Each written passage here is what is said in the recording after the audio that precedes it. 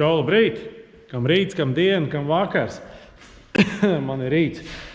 Tā, es neteikšu, kas te notiekās ar Volvo. Es varbūt vienreiz beidzot laicīgi gatavojos burnautam.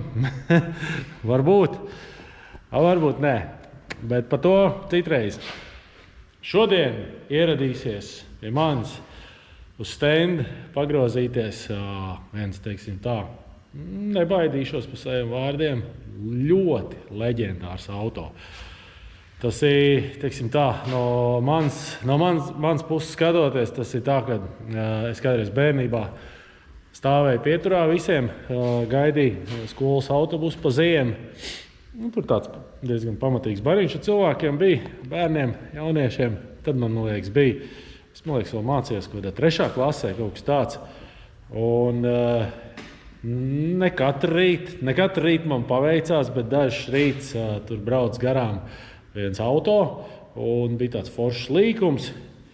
Un ko parasti darīja no rītiem? Izslīpēja to līkumu, jā. Un es vienkārši stāvēju, čurāju eļļi. Jā, jau tajā vecumā es jau biju, kas saka, benzīna galva. Es, protams, to nezināju, bet jā, vēlāk es to sapratu, jā, ka, teiksim, tas, kas tur nāca ārā no tā auto, mūsdienās varbūt tas nebūtu nekas, bet tā skaņa, tas viss, tas skats, tas sniegs, kas tur apkārt ap viņu vēlās, tas bija kaut kas. Es vienkārši stāvēju, čurāju eļļu, un man bija pilnīgi pie dirses, kas notiek apkārt. Es vienkārši biju fokusējos tikai uz to mašīnu, stāvēju, rokas gaisā šitā te, un katru rīt, kā es viņu redzēju, davai, mini iekšā.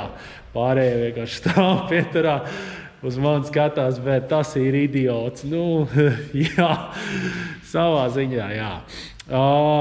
Tas ir vecais, leģendārais Audi Coupé Quattro. Tajā laikā tas, kas tur brauc, nebija viņš tur baigi salaizīts vai kā, es pat īstenībā ļoti maz atceros, bet tas man aizvieno, kas ar galvā ir iespiedies tā vecā, leģendārā Coupé Quattro un ar 5 cilindru skaņu. Viņi pat, man liekas, nebija turbā. Ziemā pietiek tur, lai izslīpētu, lai būtu skats un, kas saka, visi varētu izdarīt ar to pašu 5 cilindru atmosfēru, vai tas bija 20 vārsti vai 10 vārsti, kāda tur figura aiznīca skaņa, skats, un tas bija vienkārši bomba. Un šodien, jā, pie manis brauc tāds viens auto ciemos, pieder viņš Jānim. Viņš ir būvējis, es vēl noskaidrošu, cik gadus viņš ir būvējis, ko viņš tur ar viņu sadarījis, un šitā būs pirmā reize es nezinu, pa cik gadiem, mēs pie viņa braucam ciemos par retam, pastīties, kā viņam tur iet, kāds ir progress Audi būvniecībā. Saka, mēs ar gadiem tur, esam redzējuši, kā tas viss lēnām notiekās, un šitā ir pirmā reize, kad viņš tā ritīgi no garāžas ir izvilcis ārā. Gan, ka nē, viņš, man liekas, bija vēl uz savērs un uztaisīt tā tālāk, bet slodzē viņa tik slikta, pa tiem, es nezinu, stabili pa 5 gadiem pirmo reizi. Liksim uz stenda, brauks mums regulētājs, Gins, un mašīna ir, es domāju, ka muzeja cienīga.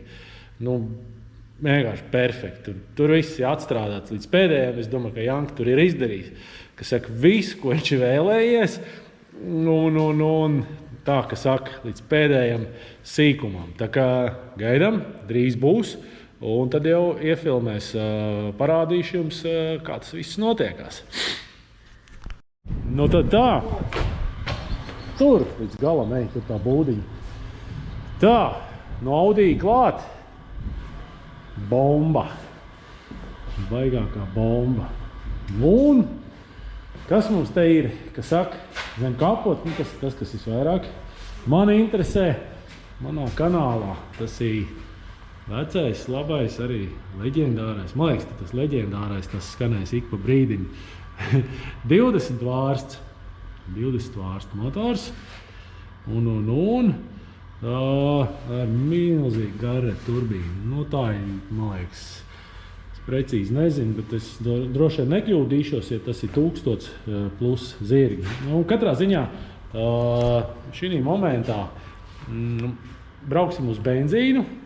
Tiks saregulēts benzīns, Protams, cerams, ka nebūs jāizķer, bet ja būs, tad izķers visāds, kas saka, fails. Faili varbūt, kas saka, visās pusēs, jo te ir ļoti daudz nepārbaudītas lietas.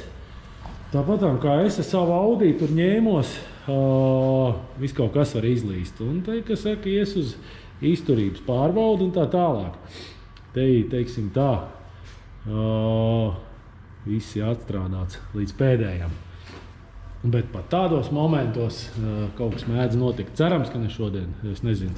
Es tur arī kājīkšķis kopā, ka viss būs ok. Tad tā, ja es pareizi saprotu, tas ir strokers, 2,5, ar lielu garreti turbīnu un, kas ir ļoti interesanti, es nezinu, baigi rēti īstenībā var redzēt šitādu setup, kad viņš ir uz droselēm. Ja es pareizi atceros, šīs bija kaut kāds BMW drosels, negribu samalot, bet man liekas, ka jā. Cilvēks tā grib. Es arī gribu redzēt, kāds rezultāts ar to viss būs. Ieplūdes kolektors, tas ir tas Swedish style ar kambar T, un tad tur nāk tā plāksne starpā ar tām nišām, kur pūš cauri to gaisu. Tas ir tamdēļ, lai būtu kas saka, tas gaisa sadalījums vienāds uz visiem cilindriem. Un kas tiks darīts ar to visu, teiksim, lai saprastu, vai tas tiešām ļoti labi strādā, tad tiek veikts monitorings, te ir temperatūras sensori uz katru cilindri. Teiksim, uz manu projektu es tur tā baigi neiespringu, šito visu es neliku, kas katrs projekts ir dažāds. Es arī gribētu, ja teiksim, viņi būtu, bet viņa var arī nebūt, var arī, kas saka, būt. Tas ir tā, kā katrs to vēlās. Jo, idejiski ļoti derīgi būtu arī uz manu motoru tāds uzlikt, tikai ar tādu domu, ka, teiksim, tu vari pirmkārt izspiest katra cilindra maksimumu. Ir kaut kāds temperatūra maiņas vai kas, kaut kā viņš elpo savādāk, viens pret otru cilindrs, un tad, to visu to var kompensēt ar kompi. Tā kā, kaut kā tā. Šitien ir gaisa dzēs, te nav, te ir ūdens dzēs kūlerim, šķidruma dzēs. Savā ziņā šitā sistēma, viņa ir, kompaktāk, es gribētu teikt. Tas kūlers ir daudz mazāks nekā, kad liek tikai gaisa dzēsi. Teiksim, šitādā izpildījumā, šitam auto, ļoti bēdīgi ir tad, ja tev nav varianti, un tu, kas saka, liec to frontālo kūleri, diemžēl tu dabū kaut ko baigi graizīt ārā no tās reistes. Šitādā veidā, teiksim, tas radiators kūlers ir daudz mazāks, un līdz ar to tu iegūst vairāk vietu. Protams, tev ir jādomā, kur ieķuhāt tam kūlerim paši dzesētāji kā tādu, bet, teiksim, tā vairākas lietas, kas ir mazākas, tās ir vieglāk kaut kur arī saspiest. Tā kā, tas ir fakts.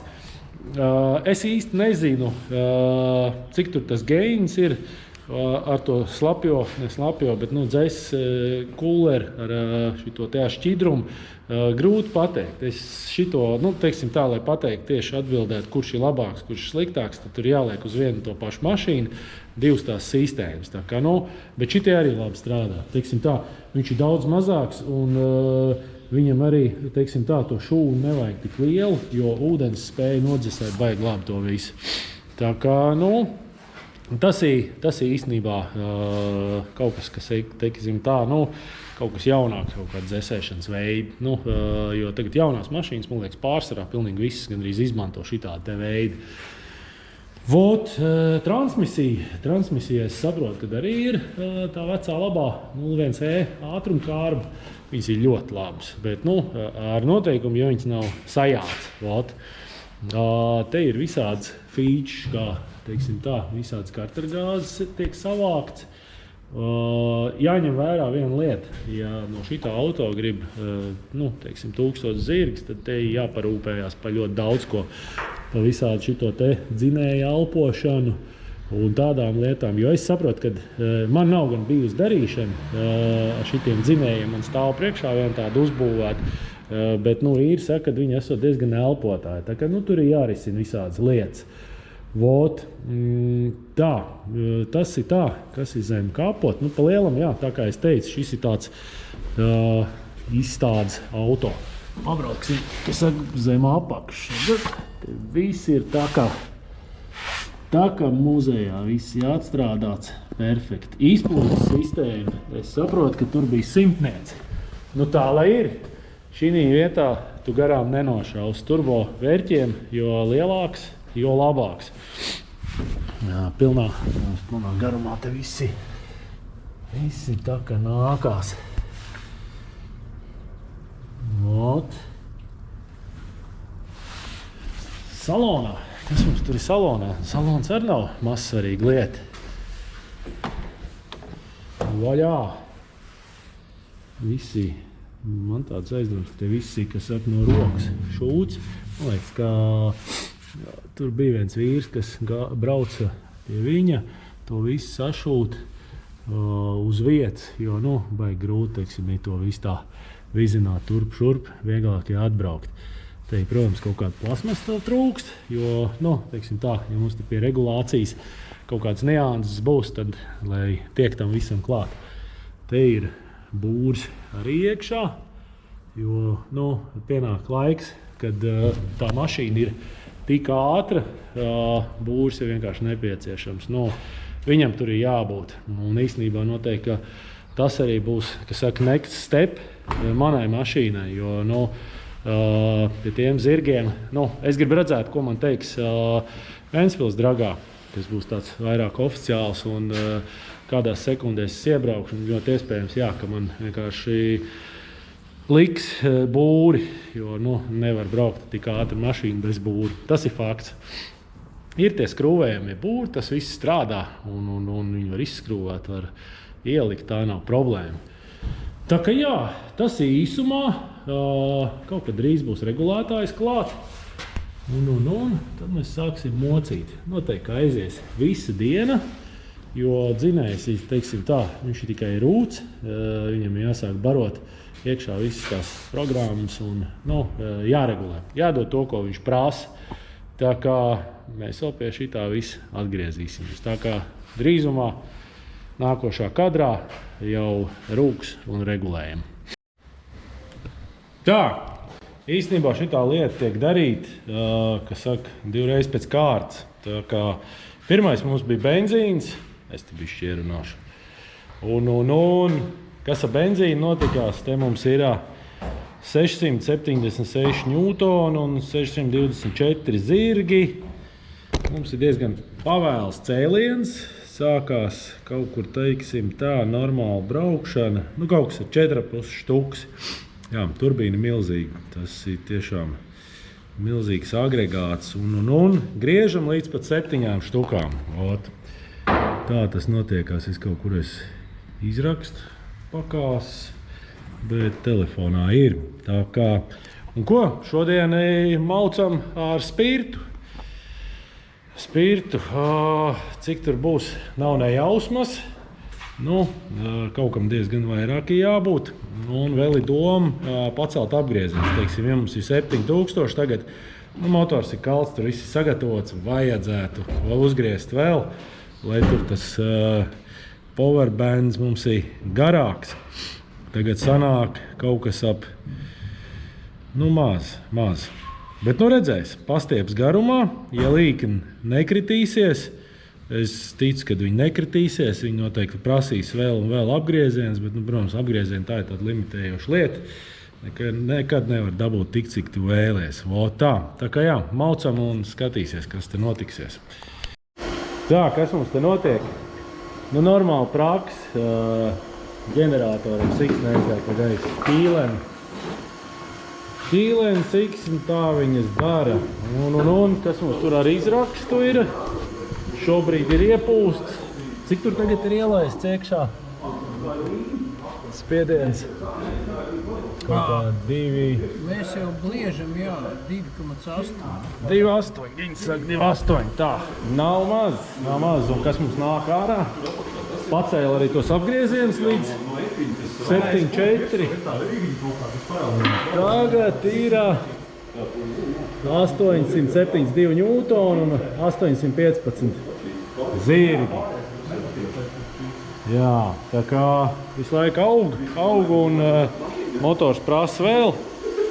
Cerams, tur ar to ģeneratoru mēs tūlītās izcīnīsies un tad laižam tālāk. Es saka, limita šodien nav laikam līdz galam jābrauc.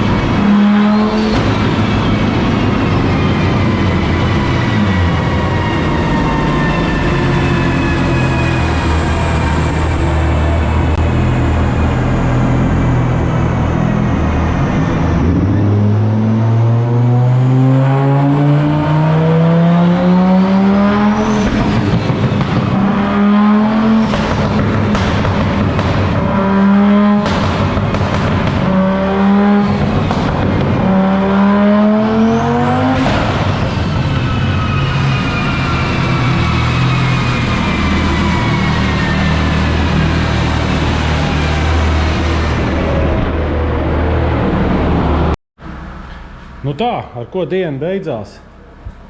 Vaļā ar šito 941 ņūtons, 880 ponī. Nav slikti. Bija arī te viens prikols, kā redzējāt. Štrops pārtrūka. Nu, tas normāli. Ikdiena, ka teiksim tā. Bija doma, ka varēs vairāk izspiest, bet izrādās, ka map sensors ir līdz 3 bāriem. Reāli tika arī iepūt, tā kā no chance. Bet katrā ziņā dzinējs vēl izstījās, kad prasīt vēl. Turbīna, teiksim tā, neteiksim, jo bija ārpus range, bet kaut ko vēl no viņas varēja prasīt, vismaz tā izskatījās. Un savā ziņā ļoti neslikt. Nav nekas pa lielam salūzis, saplīs, temperatūras viss ir normāli, viss launch kontrols, to visu izturēja. Un es domāju, ka Janki priecīgs arī ar šitādu rezultātu. Tā kā jā, būs interesants slīpers. Vot tā, davai, līdz nākošai reizē. Čau!